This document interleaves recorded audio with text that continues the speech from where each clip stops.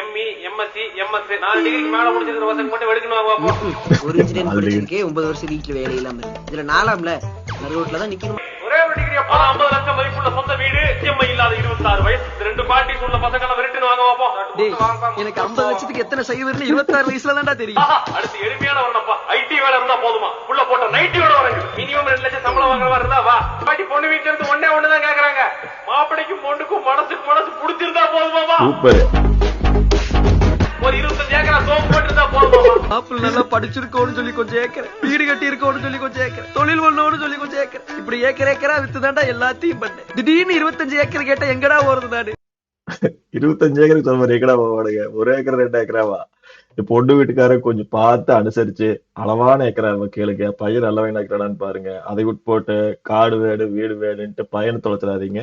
நல்ல வயனா இருந்தா கட்டி கொடுத்துருங்க. அவங்க 2 பேரும் பொழைச்சுக்குவாங்க. நீங்க போட்டு அடியில் போட்டு அதை பண்ணுங்க இதை பண்ணுங்கன்னு பிளான பண்ணி குழந்தை வாழ்க்கையில் விளையாடுறாதீங்க.